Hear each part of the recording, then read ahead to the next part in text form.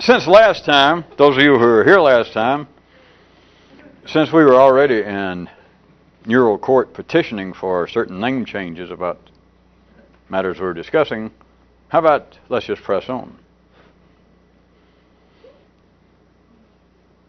In past times, we've already noted how it actually takes three forces to run this kind of reality. And we have called them by all sorts of names, such as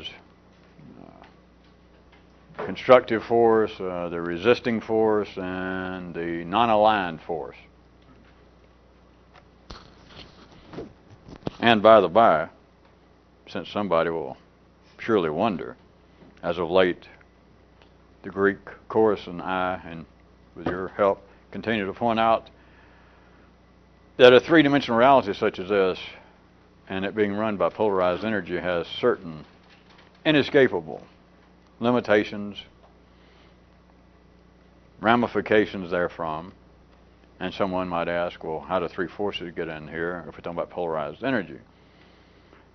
It would appear by all reasonable, ordinary viewpoints that in a three-dimensional reality like this, the only thing needed is two dimensions. The only thing needed are two. The only thing needed are two possibilities. The only thing needed to run a three-dimensional universe, a reality, is some response to the question, is this operational or not? Is this true or not? Is this the thing to do or not? Is this correct or not? Is this proper or not? Now, that's what it would appear to be.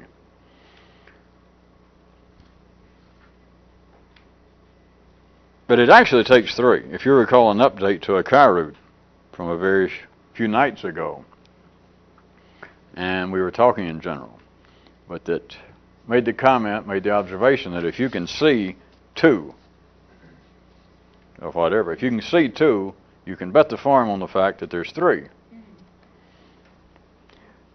But this is not a local phenomenon.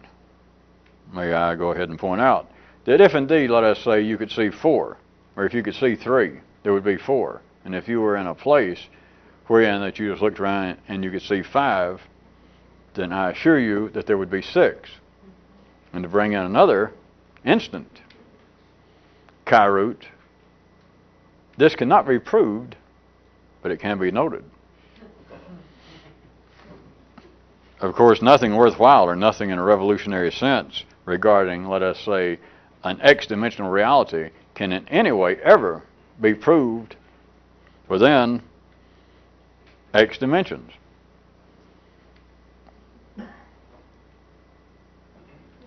Is that quite because of your immediate grasp of the profundity of it? Or are you taking sides with that person, that viewer that wrote in wanting to know about clarity? Well, he didn't write, did it? It was old Uncle Zeus. Oh. It is it should be a very useful, it's a very interesting fact, which we have mentioned several times in other ways, even down to the hard, tangible aspects of technology in the scientific field. That is, such things as whether the instruments are getting to such a point of interfering with observation, which they've been talking about for years, as I'm sure you all know, and the subatomic level. That the more precise becomes the observing instrument, the microscopes, then the more interference they have. So in a sense that the closer you get to seeing basic reality, the further it gets away. And they're beginning now to have a similar kind of problem I'm not going into with what they call the cosmological investigations. And they attribute it, which they're supposed to, or they speak of, well, all we got to do is have better telescopes. We've got to get telescopes outside the confines of the atmosphere of this planet. Or if they're talking about super or sub-electronic, whatever that would be, microscopes, particle detectors, the feeling is if we could develop new technology, we could see past the point of the current technological limitations of investigating subatomic reality. Now, I'm not saying that they're not going to develop anything else. But do note that it never comes into question, never, It never even strikes anybody that what if the limitations are not technical?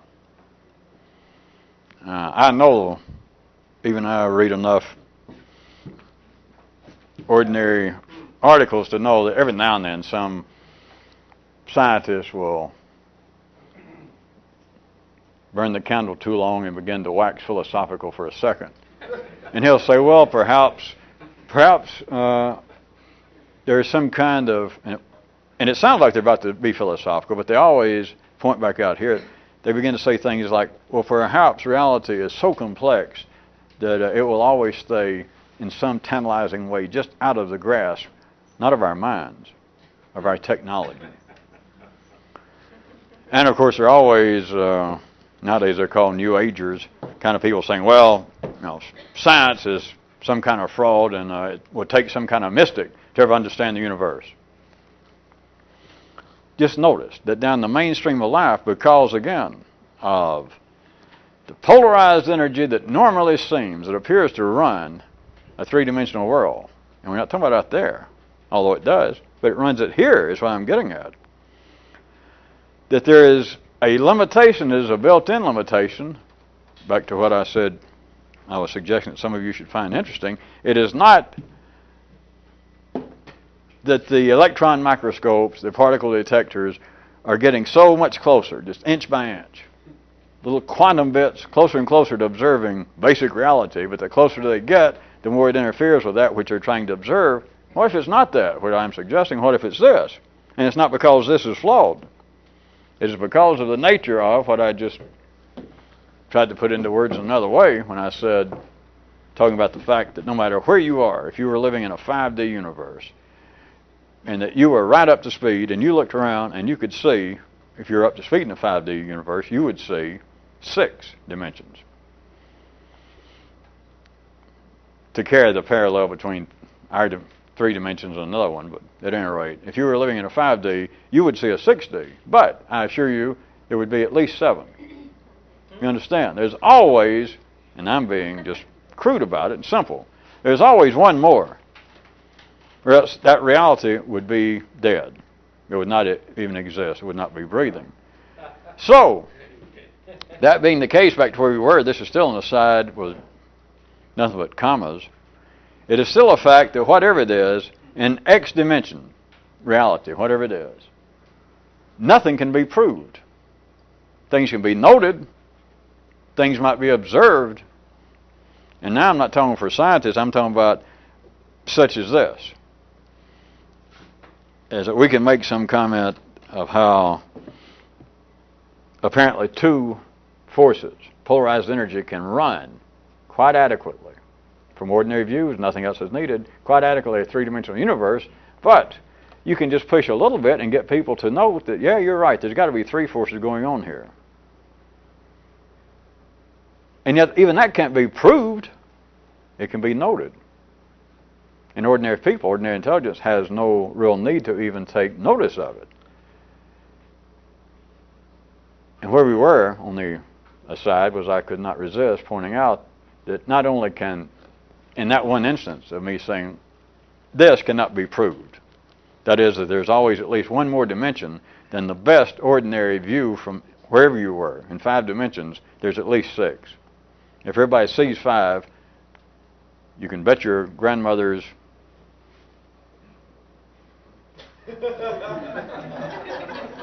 antique collection. Well, I was considering other more interesting, but then I figured the grandmother lobby would write me. If everyone sees, if the best minds of their time, and their technology even, sees 5 dimensions, trust me, there are 8. There's at least 6. And then I said, but that cannot, when we're talking here, that if you can see 2 dimensions, believe me, there are 3. And if people say, well, there's got to be 3, then trust me, there are 4. But none of this can be proved. It can be noted. And then I went on, how we got off on the serious sidetrack, was saying that it's not just this. It's not limited to me saying, well, this cannot be proved, but it can be noted. Is that within X dimensions of a reality, wherever it is, whatever it is, nothing can be proved. People say it is. And we have here our own human definition of proof. That is, that whatever the energy is flowing, that 2 and 2 is 4, no one has yet come up and show how 2 and 2 is not 4. And do not theoretical mathematicians write me and say it can be proved. I'm talking for ordinary people. But nothing can actually be proved. It can be noted. But it's not limited to this. It's limited to everything. Now back to the subject. I know, we're going to pretend. What is the subject? All right. In the past, we've referred to it when we were discussing, call them C force, D force, and E force. As I said, constructive, resisting, non-aligned, or if you were being political, we could call it with small letters. And metaphorically, you call it liberal force, conservative force, and non-aligned force. It is like force that's trying to go forward, and there's force that's trying to resist, like the status quo. And then it's this third force that normally no one's intelligence has any need to even note, but which is, another way I've referred to it, is sort of the pool of possibility. That there can't be just, all right, the force that's trying to go forward and the force that says, all right, come on, let's take it easy. It can't just be those two. It can't be just positive and negative. There's always the reserve pool that they're going to draw from, or else things would be stuck. All right. But rather than those kinds of terms, since we were playing name change last time, I was going to ask if you'd like to consider another way. And consider that there are 3 forces. And as most of you should know by now, as far as putting some name on them, it's a verbal trompe-l'oeil. It doesn't stick, because they're all 3 interchangeable. But I was going to suggest even some new name changes. How about the 3 forces is to call them the common force, the what do you want force, and the hey, get out of here.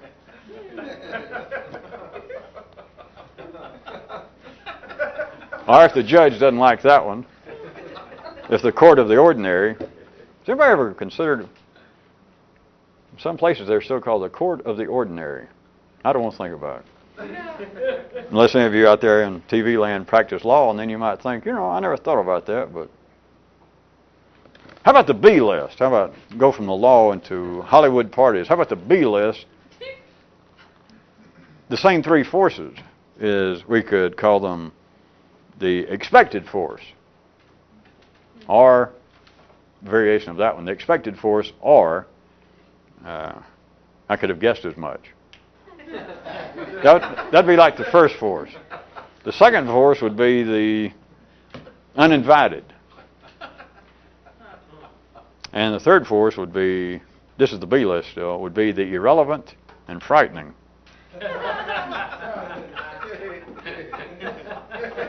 Well, back to the A list for the time being. You remember the common force, the what do you want force, and the hey, get out of here. All right. We could take them in order. Yeah. All right. The first one. To call it the common force, or even the familiar force, but the common force. May I propose to this honorable court a query, thinking in terms of the common, the familiar, of me calling one of the forces, the first one that. Let me ask, why else do you think that out in man's ordinary, secondary world, that the familiar is so both adored and despised? Isn't that a brilliant combination? That's better than, well, give me lettuce and tomato on that shoe sandwich. There are other combination descriptions you can give to things that men do and things that men think, but consider the familiar, the common, the happy home of habit.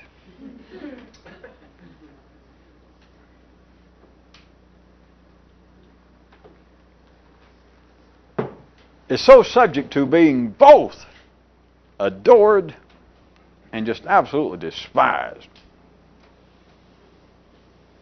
And man has never made any, or even attempted, which he couldn't, but has never attempted to make any sort of permanent distinction. He's never even made any notice about, well, sometimes the familiar and the comfortable I love. You're spitting blood and think about you might be dying, and your wife says, oh, honey, sit down, I'll call the doctor. And your fingers, my life, what could I do? This woman, I would have never lasted this long. And then the next night, 2 minutes later, a neighbor walks by, 20 years younger, female, with cutoffs. And your wife looks like, what are you looking at? You think, God damn, why did I ever get married? Jesus. God, I'm so sick of this. Huh? But no one takes any notice, not they're supposed to. But then on a wide range, not just the individual level, but who cares about a damn wide range? I care about the individual level. Good, sir. That force, the common, the familiar force, is simultaneously, by all of humanity, adored. What is better than habit? What is more comfortable than the comfortable? What is more comfortable than the familiar? But then again, all you've got to do is shift the energy flow, the time, the scenario, just a few seconds, a few inches, and that which is adorable becomes despicable.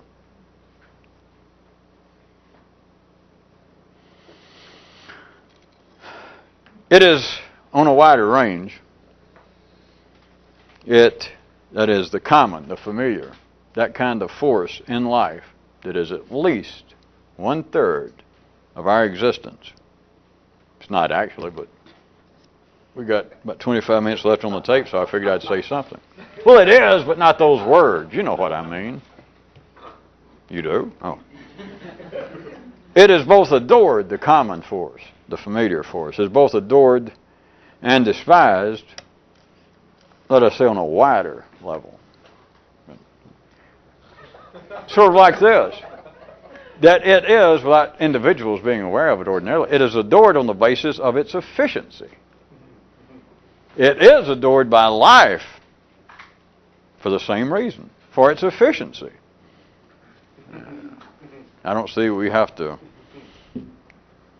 re-sole and re-heel this kind of shoe because everyone's been wearing it for long enough, but I would just simply point out, what is more efficient? What if you had to get up every day, for instance, and learn how to drive your car again?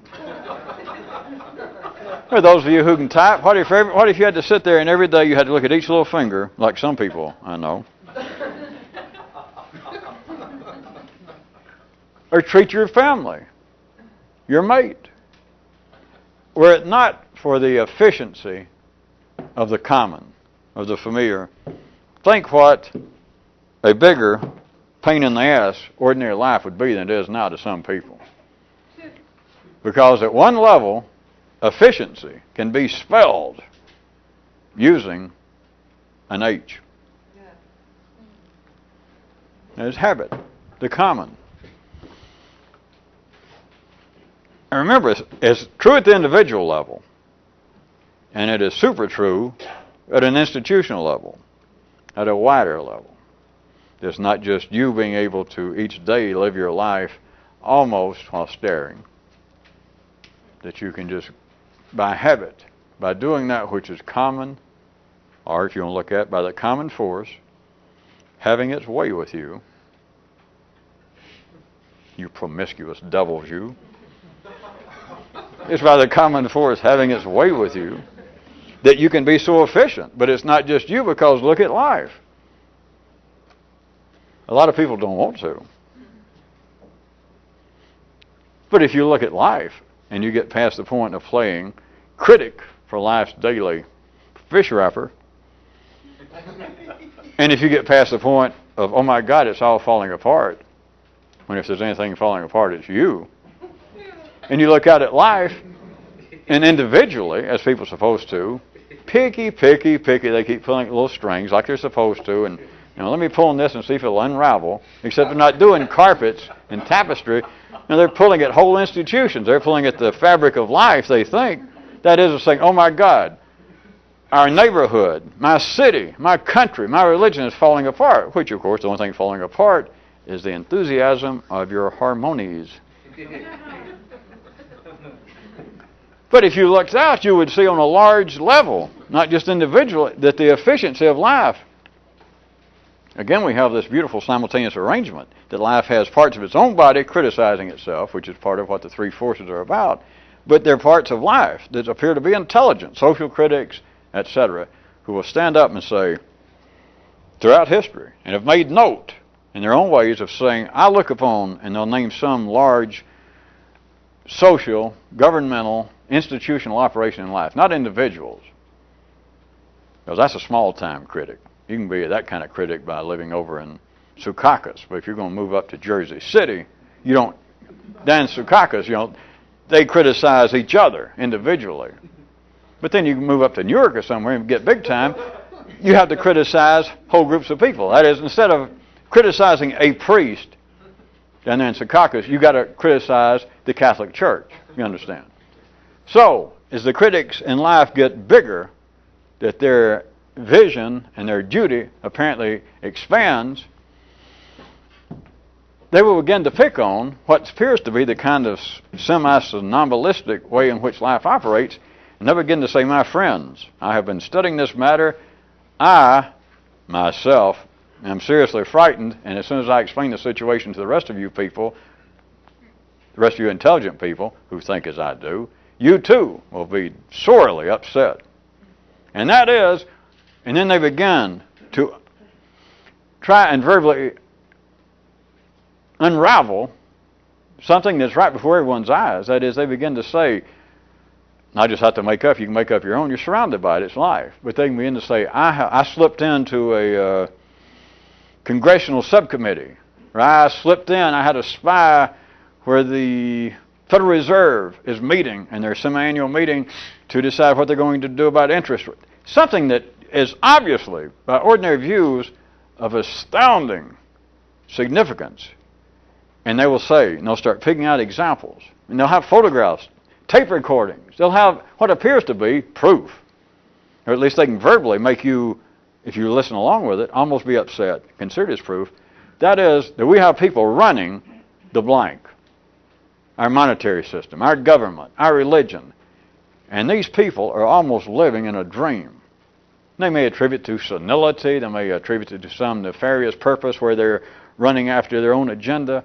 But they will say, what they're saying is, rather than the individual of you being able to drive a car, go in and be a short order cook and keep doing your fingers a millimeter away from hot grease and not even look at it. You can do all this by habit and its efficiency. Then it gets turned around, and part of life's body criticizes large segments on an institutional level that, wait a minute, we have people apparently holding our destiny in their hands, and these people, they're operating at the IQ, they're just almost in a dream. Yeah? Except when you put it that way, it gives many people, I think in psychology it's known as the serious willies. Of course, it takes a real, God bless them, God bless them. I always wanted to say that. It takes a real ordinary sort to hear that kind of thing, to point out that, my God, I dressed up like a friar. You dressed up like a chicken? No, like a monk or something. I slipped into the Vatican, and I got on the inside and I hid behind a closet door or something, and I heard the Pope and a bunch of cardinals. Or I slipped into the Prime Minister's antechamber, and I heard him and his aunties, uncles, and I heard them discussing the fate of the world. And when I tell you this, I don't know whether you'll believe me. Yeah, we'll believe you. I don't know whether you'll believe this, but the people are almost in a stupor. I mean, no offense, because I was a good Catholic, or I am a good Republican. Or, in other words, I was in favor of them. I just wanted to get it there on the inside and listen and be enthralled and inspired. And instead, my friends, I am shocked. I am dismayed because of the fact you won't believe the low level of their alertness, etc. Yes, I will. Because do you hear it appears, when you put it that way, to be, shall we say at the very least, a matter of some concern. But it's not. Because, but what I was getting at, you got to be real ordinary to hear some kind of apparent proof or evidence that the Pope, the President, is just walking around almost. For you to be upset by that if you're ordinary, just is further, if you really need proof, that you. But see, that's part of the purposes of heroes. That's part of the purposes of fiction and biographies. Because everybody's interested in biographies because they don't know how to express it. Even gossip. They don't know how to express it, but the tacit hope is that other people are smarter than I am. Well, that's the only reason people read biographies. Is it, no, you know, whether it's fairly current or you want to go back and read the biography of Sir Francis Drake. It's not just his adventures, but it's that in some way heroes, people that are big time enough to have a book written about them, you know, which is not you and me. But if they're that big time, they got to know something. And all you're saying is they got to be smarter than me. Back to, you remember, you must be the smartest guy alive. God, don't tell me that. So it's proof of, if you need it again, it's proof of your ordinariness and your mechanicalness. It's the proof of your efficiency running by a common habit.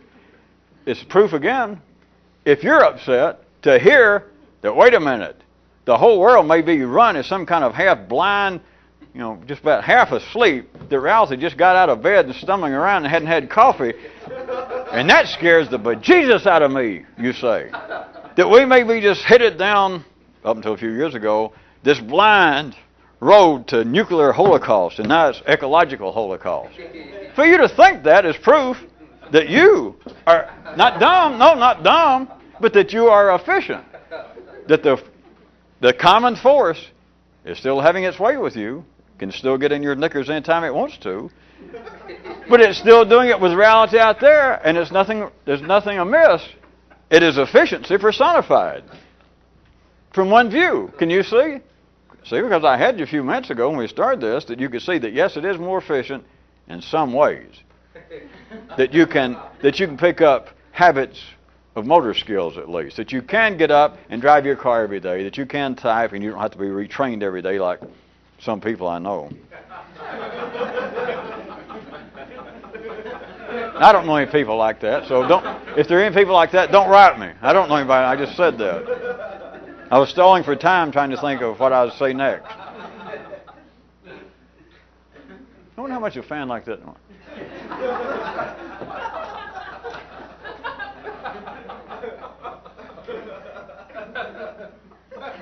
I don't guess we're going to get to all three of the renamed forces, but I was trying to get off the. Well, I was trying to get off the first one, but to make sure that you understand, again, it's the beauty of, and none of this is ill-founded, nothing is running amok, but it is for simultaneously, this is the point of there being three, in a sense, equal dancers, and that none of them are totally dominant, and if, at any time, if you turned on one of the forces, and in some way you could begin to see in this manner, and you saw, well, there's a force that's got to be the C force, that's got to be the common force. All you got to do is blink for a second, and if you really had that ability to see, you would also understand there's not really C. All the forces, all the dancers are, in a sense, cross-dressers, transvestites. Nothing is stable, or else it's dead. And so anything that even seems to be a common force is not common, and it's not that for long. If it's that for long, then you have gone back to. So, it's the beauty, again, the efficiency, simultaneously, of this kind of common force, this kind of happy outlet, the happy home of habit, is both adored by individuals according to their view, according to what they're wired up to do, according to the circumstances, according to what the goddamn ever. All right? That it is by individuals and by life. It is both adored and despised. But it is adored on the basis that, as I said, I had some of you going, that you adore the fact. You just never called it that, but you did agree that, yes, that is efficiency on the hoof, that I can get up every day and I can drive. I can, in fact, before I have my coffee, that I can stagger in the bathroom, even in the dark, And I can reach up, I can open the medicine cabinet, and I know right where the toothbrush, I know where, and I can just do this. And now that you mention it, I can do it almost in a dream. I can almost sleepwalk. All right, and so from some view, you can go, well, that is efficient. Yeah, it is. Let's don't push it because then it gets very iffy. No, it doesn't. Not unless you're ordinary, and then you're iffy. Because there's not that great deal of a difference. There's still no attack on humanity, on no one. There's not that great deal of a difference. Because you all know what I'm talking about. That you can, in a sense, get up, and you had to get up early this morning, not asleep, and you can do things, and maybe it's suddenly your wife or your husband or a kid or somebody comes in and kind of snaps you out of it.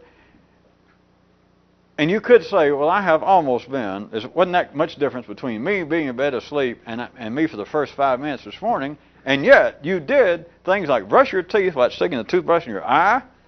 You went to the bathroom, which really takes a lot of motor skills. But at any rate, you did all of that, and you could say that yes, it is efficient. It is efficient in some cases that I can operate through this kind of common familiar force, habit. But then notice, what I'm saying is simultaneously, and you can be very intelligent. It's no negative reflection on a person's intelligence in the ordinary sense to have it pointed out that, wait a minute, something similar to this, just kind of mechanical, almost automatic behavior. I'm speaking now as an ordinary person. Perhaps out in the city, a very respected expert. But the person will say, it strikes me at times that up in the higher realms of our intellectual, our political world, that the behavior of our leaders sometimes is not that dissimilar to me in the morning, before I wake up good. And as it should, the person that goes, and points that out, has other people go, ooh. No. Why? It is efficient, again, because it can both be admired or it can be taken and respected as, yes, that's efficient under certain conditions. But in other conditions, that is to be avoided.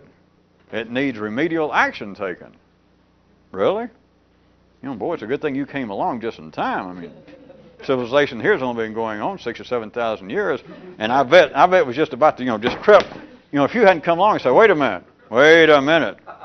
Thank God that you showed up here in time. I am sorely relieved. Or else just sore.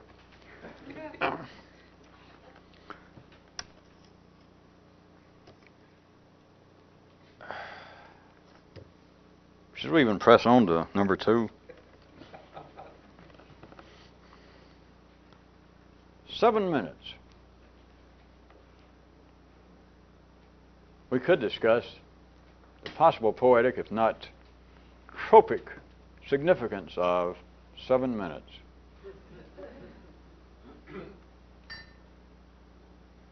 I have no idea why we should do that.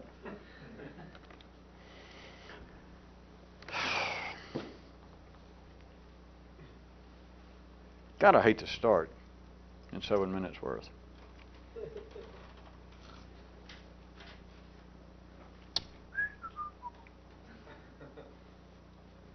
All right, how about we'll pick up the other two forces of the what do you want and how you get out of here.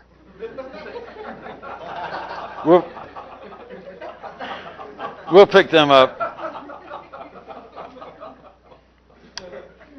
next time. As Bertrand Russell used to say, good Lord willing, and the creek don't rise.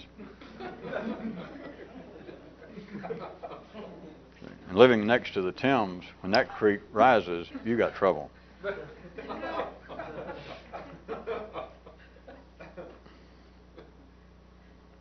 Well, let's see, and how about this? I can end up with this. I've been wanting to ask you to consider a more mutinous, rebellious consideration of a pretty ordinary piece of history. At least 700 BC, there was already a kind of maxiom lifted from, well, anyway, there was a kind of axiom that went like this, that when the gods really wish to punish or destroy someone, they would cripple their mind. There are traces of that all over the world, trust me. And note, it didn't say cripple their health. It didn't say cripple their wealth. It didn't even say cripple their position. It said cripple their mind. And in the secondary world, there is no doubt no one should have any complaint. There is nothing to criticize or wrangle over about whether one is wealthy, whether someone is healthy, which is beyond the pale of just the secondary world, of course, but beyond the game of worry about health. And there's nothing wrong with having position in life. That doesn't enter into it. But note, you would think at first, from the kinds of maps we have been dealing with, that we have all been conjuring up, folding and unfolding, trampling, and then throwing out the window and going on to Chattanooga. That in the secondary world, there'd be all kinds of ways. If the gods were dealing with our kinds of mapping and went, well, here's a good civilized man, that a large part of his life, or the appropriate part of his life, is in the secondary world. And so if I were going to cripple him, if he made me mad, look at all the beautiful things you could do. Well, he's worked real hard. He's got a little position. He grew up in a trailer park, and now he's got a double wide, and he's got a car. Got 2 cars. Both of them jacked up in the front yard. No, he got a truck, and he's got a VCR. And you think, well, now, if I really wanted to teach this son of a gun a lesson, well, according to you guys' religion, what did the big guy do to Job? Notice, I can't remember it all. Gave him boils, took away his money, made his friends turn on him. He lost his position, he lost his health, he lost his wealth. But notice, it didn't even go into that. He didn't lose his mind, which is another story, because they can't do that in the 3D world, talking in religion or even in psychology. But you can't run a myth and have the gods or some outside force, which is what a god represents. It would be the 6th force in a 5D reality. But you can't have him screwing around with the people's minds. You can't do it. Because if he did, then you couldn't write the story. Or if you had written the story, then you couldn't read it because he would have screwed around with your mind. You understand? And so here, the God decides, you remember the story was, it was some bet with the devil, like, but even if it wasn't, let's say he just had it in for Job, and he just covered his ass by saying, well, Satan tempted me, the anti-God. But at any rate, and he decides, all right, I'll get even with somebody. What did he do to him? Ruined his health, ruined his wealth, ruined his position. Which, you'd think, well, that's it. In a civilized world, what worse can you do this side of death? Much worse. All you got to do is clip her little mind, and the other 3 are irrelevant. But notice that side issue, which I really shouldn't have brought up. Notice the beauty of it. You can't say that. I just said it, but you can't put that in a story. The reality, a next dimensional reality, cannot come up with a story that shows that a higher dimension, that is a God, decided to wreck someone, which could be everyone or anyone, but decided to wreck someone in this reality, the X reality, with a force outside. It's X to the 2nd power reality. Decides to wreck somebody in the X reality. They can wreck everything about them to get even with them or to punish them, except this. They cannot wreck the measuring mechanism by which they are aware of the fact that they're in X reality. Or else the story don't work. The reality don't work. And so they can't say. They could say the words, but they wouldn't make any sense. It would not become part of any religious tradition. That the God, an extra dimensional force, cannot come into one dimension and wreck the very perception mechanism that makes the person aware that I'm living in this dimension. And so 700 years BC, they had stories that say, well, but notice nobody remembers them. They're not popular. I was just saying, and of course I just made it up. I don't know whether they did or not. Sure they did. Did somebody somewhere said, if the gods are going to get even with somebody, if they're going to try to punish him or just destroy him, he's going to punish it. He's going to wreck his mind, cripple his mind, which would be true. Except they can't say that. Because if they said that and you could understand it, your mind would be crippled. Do you hear me? And we're not talking about minds. We're not talking about words. We're talking about that you cannot put a 5D reality in a 4D croaker sack. It won't work. That comes in, but if you're in the 4D reality, you can't see it being in there. And that's when you get ideas of, oh, God. But it would be that this story, the old one I made up, that I referred to, that they said, well, if the gods really wanted to punish or destroy somebody, they would cripple their minds. Because even though it would appear at first blush that wrecking someone, crippling their health, crippling their wealth, crippling the position that they have so strongly, steadfastly fought for, it's nothing. Because if you cripple a man's mind, you have crippled the one thing that makes man man.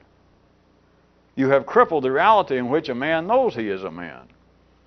You have crippled the reality in which the reality knows that it exists. And you can't do it.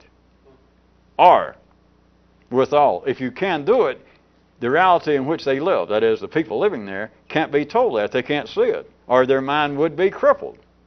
Now back to what was originally an aside tonight. This and everything else can't be proven. It can be noted.